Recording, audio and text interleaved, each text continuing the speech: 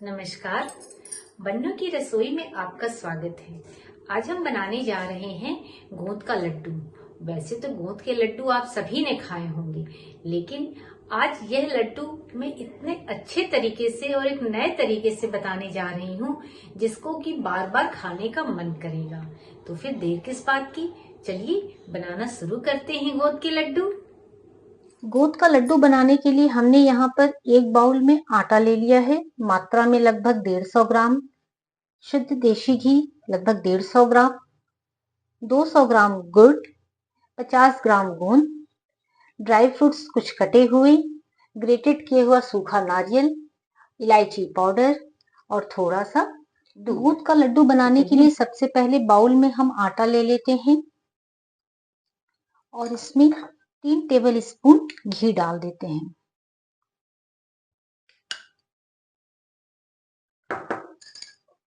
और 3 table spoon दूध डाल देते हैं। जब तक हम आटू को मिक्स करते हैं तब तक गोंद के लड्डू के बारे में कुछ बातें हम आपको बता देते हैं। जैसे गोंद का लड्डू विशेष तौर पर सर्दियों में बहुत ही फायदेमंद होता है।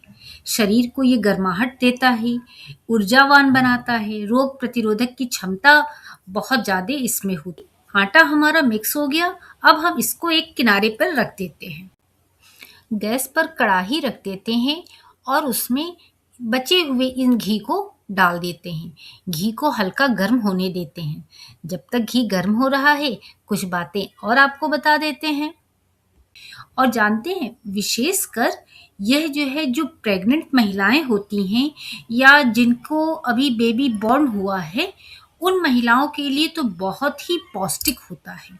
सर्दी जुकाम में, कमजोरी में, जोड़ों की दर्द में, इस तरह की बहुत सी समस्याओं में ये बहुत ही राहत देता है।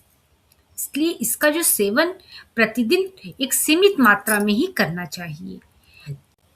ध्यान रखिएगा, घी ज़्यादा गर्म नहीं होना चाहिए, हल्के गर्म में ही गोंद को भुनना चाहिए ताकि धीरे धीरे भुन करके गोंद के अंदर तक पूरी गर्मी जाए और गोंद अच्छे से फूल सके। इसको कभी भी तेज आंच पर न भुनें। गुड़ और घी होने के कारण इसमें कैलोरी बहुत ही अधिक होती है। गोंद हमारा भुनकर तैयार हो गया। गोंद को निकालकर एक बर्तन में अलग रख देते हैं और ये जो आटा जिसको कि हमने घी और दूध डालकर मिक्स करके किनारे रखा था, इसको हाथों से, नरम हाथों से बहुत ही अच्छी तरीके से पूरा मिला लेते हैं, जिससे कि अगर इसमें कहीं गांठ बनी हो, कहीं लम्प्स बना हो, वो पूरी तरह से एकदम पाउडर फॉर्म में आ जाए। अब हम कढ़ाई में जो घी बचा था, गोंद को हमने भुना था, उसके बाद जो घी बचा था, उस घी में ही ये जो मिक्स किया हुआ आटा है, इसको हम लेकर के अच्छे से उसमें डालकर भून लेते हैं। और लो से मीडियम फ्लेम पर आटे को हमें भूनना है, तेज आंच पर बिल्कुल नहीं भूनना है। और आटे को नीचे से अच्छे से चलाते रहना है जिससे कि आटा नीचे जल न जाए। आटा हमारा हल्के सुनहरे रंग का भुन गया। अब हम इसमें जो ड्राई फ्रूट्स हमने कट करके रखे हुए हैं, उन सभी ड्राई फ्रूट्स को इसमें हम डाल करके भून लेते हैं। आप चाहें तो ड्राई फ्रूट्स पहले भी भून करके निकाल सकते हैं या आटे के साथ में जैसे हम भून रहे हैं वैसे ही डाल करके आप भून सकते हैं। ऐसा इसलिए किया जाता है कि जो ड्राई फ्रूट्स में थोड़ी नमी रहती है वो पूरी तरह से सूख जाए और उसका जो भी स्वाद है वो हमारे आटे के अंदर अच्छे से मिक्स हो जाए और इसकी लाइफ बहुत दिनों तक टिक जाए। आटे को एक अलग बर्तन में निकाल के रख देते हैं।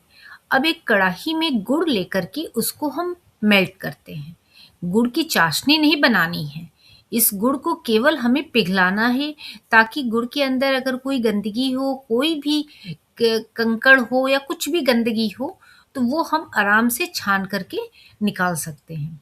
गुड़ तो अपने आप में बहुत ही फायदेमंद होता है, एनर्जेटिक होता है। हाँ, इसमें हमने सौंठ पाउडर नहीं डाला है। आप चाहें तो इसमें थोड़ा सा सौंठ पाउडर भी डाल सकते हैं, उससे भी इसका टेस्ट बहुत अच्छा हो जाता है और बहुत ही पौष्टिक हो जाता है। गुड़ हमारा पूरी तरह से मेल्ट हो गया। गैस बंद कर देते हैं और इसे ठंडा होने के लिए किनारे रख देते हैं। और जो गोंद हमने भून करके लिया था, उस गोंद को हम दरभरा पीस लेते हैं। देखिए, इस गोंद को हमें पाउडर नहीं बनाना है। कटोरी या गिलास से लेकर आप प्रेस करके दबा दीजिए, बस उतना ही हमको चाहिए। गोंद अपने आप में वो दरदरा हो जाएगा। मिक्सी में डाल करके बनाएंगे तो वो उसका पूरा पाउडर बन जाएगा और वो टेस्ट नहीं आता है। अब आटे में गोंद को मिला देते हैं और सभी सामग्रियों को अच्छे से मिक्स कर लेते हैं।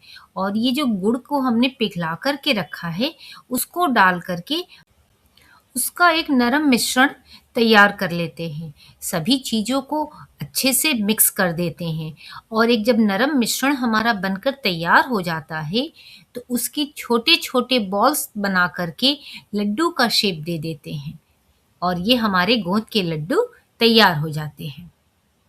देखने में लग रहे हैं ना बहुत ही हेल्दी, स्वादिष्ट गोंद के लड्डू। हाँ जी, हमारी गोंद की लड्डू की रेसिपी बनकर तैयार हो गई।